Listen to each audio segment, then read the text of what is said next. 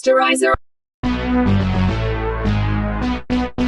Sanibona ku part 4 la siqala khona. uMinji wamelwa imoto wabonga kudrive. Wangena ngengabonanga ukuthi leyo imoto kwaGangchan ubaba kaHyrie. USanga wayekade etshela ukuthi akabolocate uMinji. Wayelocate wayithola leyo moto wasesenda leyo location kuKim. uKim wasendela umngane wakhe uHansuo waqhamuka ngesithuthuthi esincane wamgibeza kuleso scooter abaqhubeka bajaha leyo moto. Kwenye indawo ye-private villa wafika uGangchan lapho egadwe amabodyguard akhe. Ejatshulisa nawe ukuthi usayitholile intombazane uMinji. Wangena naye ngaphakathi wathi abamshintshe nalezi impahla ey'nethwe imvula. Eqeda lapho uGangchan wahlala wabhekana naye uMinji embuza umbuzo ukuthi kwenzakalani ngalula suku. uMinji wazenza silima wathi kwakuliwa akakhumbule emva kwalokho ngoba waquleka ethi uyibone sephapha evuka kwi-container ye-cold storage ebandayo eGodola. uMinji watshela uGangchan ukuthi ucela bamfonelele ubaba wakhe wathi uGangchan ngeke uzukuboneke lokho. Washo wayesukuma uGangchan wathi ngiyazi ukuthi wawuyilalisile emotweni. Waqala lapho uMinji wathuka. Wasuka lapho uMinji esebaleka kodwa akafikanga kude ngoba amabodyguard kaGangchan ambuyisa. uGangchan walungisa umjovo owuphoyizini ayezojova ngawo uMinji ambulale ngawo. Ethi uGangchan vele umhlaba wonke uzocabanga ukuthi ukunyamalala kaMinji ngenxa yokuthi wathatha uGolden Teeth. Kwathi lapho uGangchan esethi ujova uMinji ngalowo mjovo kwaphahlazeka into ngaphandle. Kanti lokho kuphahlaza kwakwenziwa imoto eyangena yashayisa igate. Kwahlakazeka amabodyguard kaGangchan ngoba esegadile. Ngaleso sikhathi kungena uGongchul naye ehamba nenqwaba ama-special agent. uGangchan akathukanga ngoba wafonela uDo Young umphathi wama-special agent ethi nangu uGongchul ezongihlasela ngama-special agent. Afika ngempela lawo madoda ayigqoka amasuti ekwakuwama-special forces a-professional akutrainele ukulwa ngesikhathi eqeda amabodyguard kaGongchul. Ngaleso sikhathi uKim nomngane wakhe uHansuo babeyilocate leyo moto babebukela bengaphandle ngoba babebona ukuthi la madoda amaningi kakhulu ngeke babamele ngoba futhi ba-professional abantu. uHansuo watshela uKim ukuthi abangangeni babaqonde kodwa abangene becashile bengabonwa umuntu. Senjalo bethuswa ukubona uMr Lim noSanga nabo begudla ngaphandle kothango. Khona lapho uGongchul wareceive i-phone call from uDo Young ethi uDo Young awukhiphe lawo ama-special agent lapho endaweni eyi-private villa kaGangchan futhi uhlukane nokusebenzisa ama-special agent for ukufeza iy'nhloso zakho. uGongchul leyo order from umphathi wayengeke azakwazi ukuyiziba ngoba wahamba wayotshela wonke lama-special agent afike nawo ukuthi awehlise imimoya bahambe. Kwathi eseklerishekile ama-special agent uHansuo wanyonyobela ukuyocasha kwenye yey'moto zabo. Kanti bazothi sebehamba uGongchul ngey'moto zabo wareceive i-phone call uGongchul efonelwa uSanga ukuthi sebemtholile uMinji ingane kaKim. uGongchul waqonda ngqo lapho abayohlanganela khona noSanga bamkhipha emotweni uMinji. uGongchul wabonga kuSanga ngokuthola uMinji wathatha uMinji wahamba naye. Sebesemotweni uMinji wacela kuGongchul ukuthi amboleke ifoni ofuna ukufonela ubaba wakhe. Omunye wama-special agent wamvala umlomo emphefumulisela lento yokumenza aquleke. uKim ngakwelinye isayidi wayesebenzisa i-razor wire for ukuhlasela la madoda ayekade eshiwe uGongchul ngemuva. Wayebashaya uKim one by one ebabuza ukuthi iphi indodakazi yakhe uMinji. Oyedwa wakhuluma ukuthi uGongchul umthathile waya naye endlini zombuso zama-special agent ala eSouth Korea. uKim wafuna ukukhulunyiswa nendodakazi yakhe kwi-radio yayisemotweni kaGongchul kodwa ngokuthi uMinji wayesequlekile kwakuGongchul owaphendula. uKim watshela uGongchul imeseji yayithi uma nike nayo ilimaza indodakazi yami noma kancane akekho phakathi kwenu nonke oyophila. uJingchul naye wadrive waze wafika endaweni eyayicashile ababeyisebenzisa namasosha for ukufihla into zabo. Kodwa uJingchul wethuswa yisurprise ayifica lapho ukufica unkosikazi wakhe uJiyong naye wayehleze ehambe efuna yona uJingchul ukuthi kade ahambe engashongo lutho. uJiyong phezu kokuthi wayeyisosha lesifazane naye kodwa wayesola umkhonyane wakhe ukuthi kungenzeka ukuthi uyamchithela. uJingchul waphika wathi ukidnapwe ingane kaKim umngane wakhe uMinji. So benomngane wakhe uHansuo balekelela yena uKim ukuthi athole ingane yakhe uMinji. Wathi mayezwa leyo mpendulo uJiyong wakhulula uJingchul ukuthi akaqhubeke ahambe. Okwakuphethe kabi uJiyong kwakungekona ukuphepha kamkhonyane wakhe uJingchul kodwa kwakuwubungozi babantu asazogejana nabo uJingchul through imishini yokufuna ingane kaKim uMinji. Ethi uJiyong ngoba ngiyakwazi ukuthi uyinhloboni yomuntu. Waphuma wahamba uJiyong. Waphuma wahamba uJiyong wasala uJingchul wavula omunye umnyango phansi wale secret basement ababefihla khona izikhali. uJingchul wahloma ngazo zonke izibhamu namabhomu nenqwaba yeinhlamvu necombat gear walungiselela ukulekelela uKim. uGongchul nalamadoda ayahambisana nabo babephethe uMinji wayesequlekile bangena naye endaweni yama-headquarters sebeyomfihla kwenye indawo eyimfihlo. uHansuo wayesacashe kwenye yey'moto zabo kade efika ngaye wababona labo bantu bakaGongchul sebeyofihla uMinji kuleyo building. uHansuo washayela elinye isosha lithe seliqulekile waphuca i-access card eyayisizomsiza ukukwazi ukungena kulezi iy'ndawo ey'restrictive. Kodwa kwase kudeploy inqwaba yama-special forces ayihambisana namaphoyisa namasosha ngesikhathi kufunwa uKim owayesethathwa njengesigebengu esiyingozi kakhulu emhlabeni. uHansu wayengena egudla kuyona leyo building ngaphakathi kuma-corridors asey'ndlini zombuso zama-headquarters. uHansu wabamba omunye osebenza ukuklina la ngaphakathi wamphuca yonke i-equipment ayidingayo ezomngenisa la ngaphakathi waqhubeka emshiye semvale nge-duct tape emlonyeni embophe izandla ney'nyawo esenyukela phezulu kwi-service platform ekhuphukela ku-ceiling. ngesikhathi esehamba ngamapayipi ekhona yakuleyo building wayesefuna i-room la ekuvalelwe khona uMinji. uHansu before aqhubeke wathatha esinye isigubhu samanzi wasibhoboza imbobo encane ukuthi siconse kancane kancane kwithenki ye-generator enzela ukuthi kuzothi mase kufika kuma-cable kuphazamise isystem bese kucisha ugesi wayo yonke le building. uMinji wayevalelwe kwi-interrogation room ngesikhathi uGongchul eqhubeka ngomhlaba ngembuzo ukuthi kwenzakalani ngalobu busuku. uMinji walikhuluma iqiniso ukuthi walwa noHairi indodakazi kaGangchan ethi uyamcabanga ukuthi wamshaya ngeblocks noma istin noma itshe elikhulu ngoba waquleka khona lapha akhumbula kwenzakalani ethi ngiyibone sengivuka kwelinye ifridge elibandayo eliyicontainer. uGongchul wayekhuluma noMinji ngemicrophone wamtshela ukuthi ubaba wakho uKim wayeyi-special agent sase-North Korea. uMinji akayikholwanga yonke leyo nto eyisho uGongchul azi ukuthi ubaba wakhe uwumuntu osoft ongeke abulale ngishimpukane owazi waguqela ukuxolisa phambi kwabazali bengane eyayimhlukumeza esikoleni ethi akukwazi ukuthi ubaba wakhe angabekelwa emsebenzini orafu kanje ukubulala abantu. kwafika uDo Yoon umphathi wama-special agent ecasukile ethethisa uGongchul ukuthi usebenzisa isikhundla sakho wrong urane i-operation yakho ngama-special agent unga-appruvwanga umuntu akekho umuntu okugunyaza ukwenza lowo msebenzi. kodwa naye uGongchul waba nenkani ngokuthi watshela umphathi wakhe ukuthi akavala umlomo ambuke enza umsebenzi wakhe ethi nawe siyafana mina nawe ngoba nawe uyamsebenzela uGangchan. ethi uGongchul kumphathi wakhe uDo Yoon ngiyazi ukuthi nawe uthunywe uyena uGangchan ukuthi uzolanda le ngane kaKim uMinji umuse kuyena uGangchan ayibulale. esaphikisana kanjalo lawo madoda uHansu wagcina itholile interrogation room la ekuvalelwe khona uMinji. kodwa ngebhadi uHansu esazama ukungena kwafika abantu ababezomfihlela umphathi uDo Yoon sebomfihla kwi-isolation room uMinji. uDo Yoon wayesabuza kuGongchul ukuthi uphi yena uMinji. wafika kuqala uHansu wamhlebela ngeventilator uMinji ukuthi akazame indaba yokukotela ukuthi angakwazi. uHansu walivula lelo ventilator for ukuthi uMinji akwazi ukuzongena khona kanti amanzi akade wacontsisela kwi-generator uHansu wazokwenza umsebenzi wawo wavela ashaya i-short socket kugesi kwacisha yonke ibuilding kwabamnyama kwaphazamiseka nama-alarm akhala namasosha ahlakazeka yonke indawo seyoqapha. ngesikhathi sebehamba ngaleyo ceiling uMinji wayengasakhululekile wabuza kuHansu ukuthi iqiniso nilela lizwayo ngobaba wakhe ukuthi wayeyispy sase-North Korea ebulala abantu. uHansu wavuma ukuthi iqiniso leyo wathi kodwa ubaba wakho wayiyeka kudala leyo mpilo ekuzalweni kwakho nokushona kama wakho. bahamba sebethi bayophuma ngaleyo access card kade iphuca isosha uHansu abangabe sakwazi ukuphuma ngayo ngoba ugesi wawusucishile ingasasebenzi umshini. kodwa umnyango wavuleka ngenkathi kungena elinye isosha. uHansu akangachitha isikhathi waqeda kalelo sosha fast baphuma umnyango usavulekile kanti bazothi bayaphuma bayithola sebezungezwe bekhonjwe inqwaba yibhamu. uMinji wethuka kakhulu kodwa uHansu watshela uMinji ukuthi akagijime kakhulu ayophuma nge-emergency exit yena uzozama ukulwa nalamasosha abone la ahluleka khona. uGongchul wamemeze iBeacon ngale microphone ade ekhuluma ngayo etshela lawo masosha ukuthi awamdubula aqede ngayo uHansu kanti khona lapho uzoqhamuka uJingchul eshayise ngemoto ye-combat wadubula nge-grenade kwabhoboka lapho wathola ithuba lokubaleka uHansu noMinji. uJingchul ngokubona ukuthi uMinji noHansu babalekile futhi baphephile uJingchul wavela wadubula inqwaba yamasosha kaGongchul ebavithiza ngesibhamu eze-enjoy esehleka.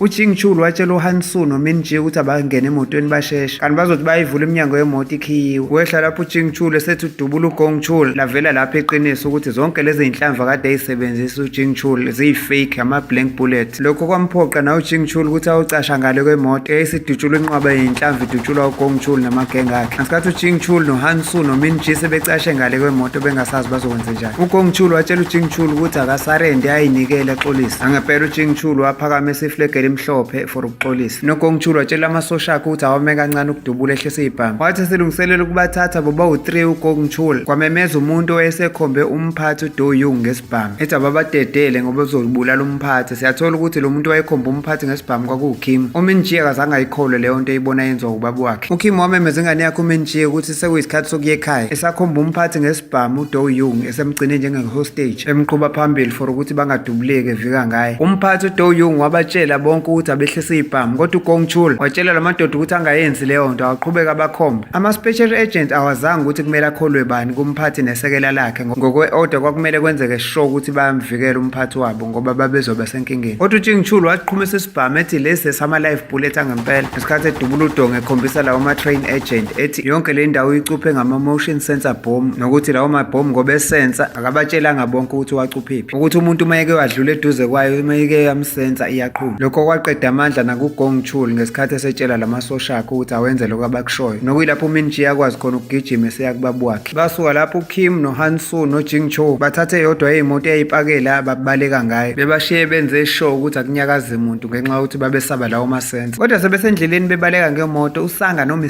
Lim badubula isibuko semoto bebamisa. uKim waphuma emotweni ngesikhathi bakhombisa ukuthi ubambe uDo Young, umphathi wama-special forces wonke, ngesikhathi engayekile ukumkhomba ngesibhamu. Ethi uKim ngizomdedela umphathi mase ngiqeda ukwenza izinto engifuna ukuzenza. Ngokuzwa lokho uSanga noMr Lim bazehlisa ibhamu. uKim nomphathi babuyele emotweni bahamba bonke ngemoto sebeqhubeka. Kwathi lapho bevinjwa ama-security kwi-main gate waphindwa bakhombisa yena umphathi. uKim okwase kungathi udlula ngayo kuyona yonke indawo adlula kuyona. Bese endleleni uMinji wayengakholwa mayebuka ubaba wakhe indlela aphethe ngayo isibhamu nangendlela akhombe ngayo umphathi, ukuthi namanje wayengasidedelile isibhamu sakhe, engakholwa ukuthi ubaba wakhe wenza yonke lento. uMinji wakhala ngesikhathi etshela ubaba wakhe ukuthi bengingakwazi ukuthi unenhliziyo embi kanje. uKim watshela uMinji ukuthi konke lokhu kwenzeke ngenxa yakhe ukuthi bengifuna wena. Wabuyehlisa umoya uKim ngoba understand ukuthi ingane yakhe yaqala ukumbona nje, nanokuthi kulezi insuku eyidlula ibuye emzimeni. uKim watshela lo driver ukuthi abadlule e-restaurant ufuna ukuthengela ingane yakhe ukudla kade yakugcina. Bathi uma behla kuleyo restaurant babengabona ukuthi uNami isekela likaGang Chan uyababona futhi eripotela uGang Chan. Bathi sebeqeda ukudla sebehamba bavele bayibona sebevinjwa ama-truck amakhulu avuleka iminyango la emaceleni kophuma amadoda amaningi agqoka ama-mask babhoboza amathaya lemoto ababehamba ngayo. Lawo madoda ayithunyelwe uGang Chan ngendlela powerful ngayo uGang Chan. Bayilokhu amasondo leyo moto bayikhiya ngey'nsimbi bayifaka etruckini enkulu, nabantu ababephakathi bengaphumanga kuyona. Yathi sivalelwe etruckini leyo moto uJing Chul waphuma ngale glass eli-rooftop yemoto. Khona lapho kulawo maventi etruck ababevalelwe kuyona babafutha ngegesi. Bayivala bayilokha leyo moto for i-safety ukuthi uMinji ingamtholi le gesi. uKim watshela uJing Chul ukuthi ngoba basibuka ngamakhamera vele uyifise khona bengezokukunaka.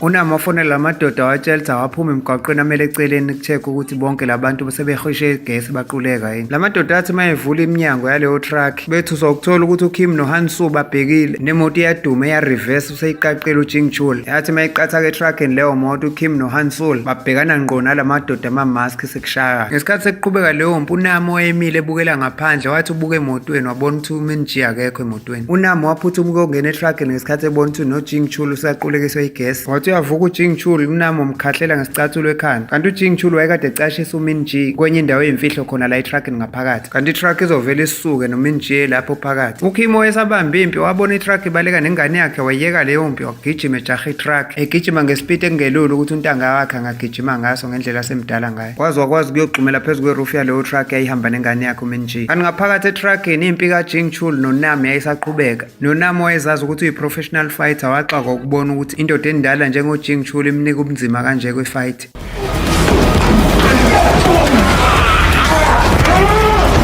uJing Chul wamshaya uNami waze wamkhiphela ngaphandle kwe-truck. uKim naye wayekade eserufini ye-truck waphuma esewukhiphela udriver ngaphandle kwe-truck eyayihamba. Wazobambela i-steering se-truck uKim wajikisa i-truck wayibuyisela emuva la baqhamuka ngakhona. uKim wafica ukuthi umngane wakhe uHan Soo sewashaywa waqeda lamadoda agqoka izinto ezimnyama nama-mask. Bawafaka emgodini lawo madoda naye uNami. uKim wabuyela emotweni esedrive eseyendaweni kaGang Chan. edriver besaphumulile abangani bakhe uHan Soo noJing Chul. Esefikile uKim emzini kaGang Chan watshela uJing Chul noHan Soo abangani bakhe ukuthi abahlale nengane yakhe uMinji. Wayishiya imoto wangena ngaphakathi emzini kaGang Chan ngesikhathi esevinjwa ama-bodyguard ayelwa nawo. Noma i-energy yayisithanda ukumphelela uKim kodwa wayengavumi ukuthi ahluleke ukushaya lama-bodyguard kaGang Chan ayemvimba endleleni. Wagcina engenile uKim kuGang Chan wayengamsabi nhlobo phezu kokuthi wayeseqeda inqwaba yama-bodyguard akhe, kodwa uGang Chan wayesabuka uKim njengento engekho. uGang Chan watshela uKim ukuthi lento abayiqede ngokuthula, ethembisa uKim ukuthi uzomkhokhela imali, ethi futhi ngizoqasha ngikholela imali enkulu ukuthi ube yisekela lami ungenelele esikhundleni sikaNami uhlulwe ukwenza umsebenzi. Kodwa igama elacasula uKim lokuthi athi uGang Chan ngiyakubona ukuthi ubaba ubuvikela ingane yakho kodwa awukho sezingeni lokuba ubaba wendodakazi njengoMinji. Wezwa lokhu uKim wacasuka wabelesela ngeyibhakela uGang Chan emshaya engayeki phezu kwe-enga kade eyizwa lezi zinto ade eyikhuluma. uGang Chan ngokubona ukuthi ngeke alunge ukulwa nale ndoda ngequpha wavela wadonsa isoda efuna ukumgenca ngayo. Nokwathi lapho ethi uyamgenca wageja uKim wamphuca yona umbamba wamklinya. uKim watshela uGang Chang ukuthi mina ngeke uzungidunusele ngemali. Ngokubona zimnethe uGang Chang wazama ukuphuma esephelelwa amandla.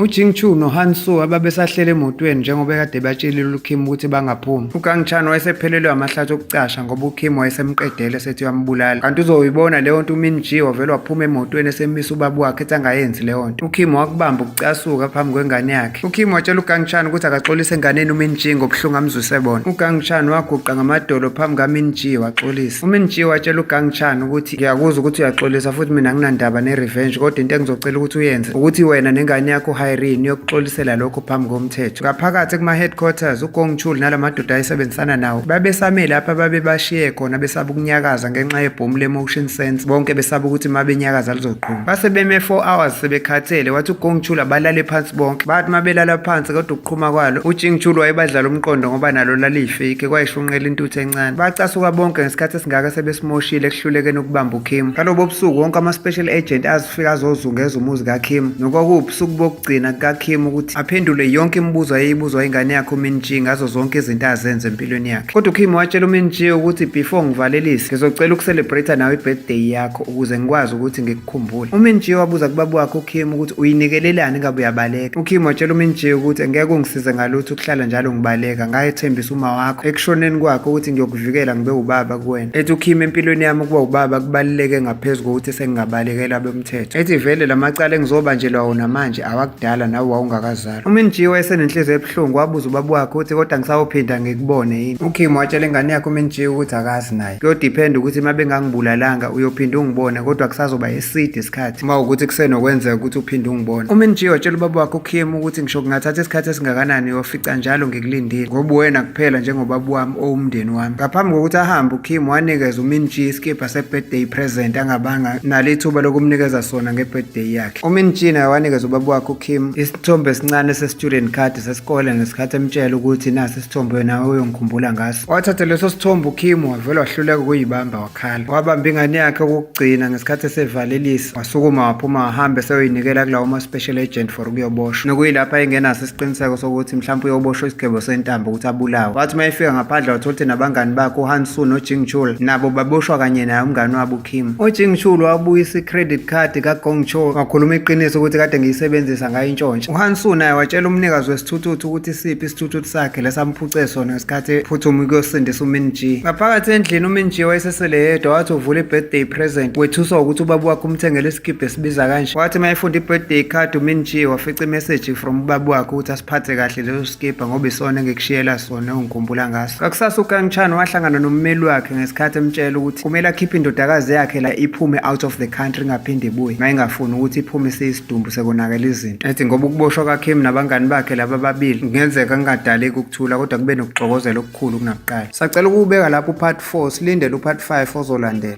Siyabonga ngokubukela iSterizer TV. Ukhumbule ukusubscribe nokucindezela ulike kanye nebell ye-notification ukuze ungaphuthelwa imovie elandelayo ngokuzayo la kuSterizer TV.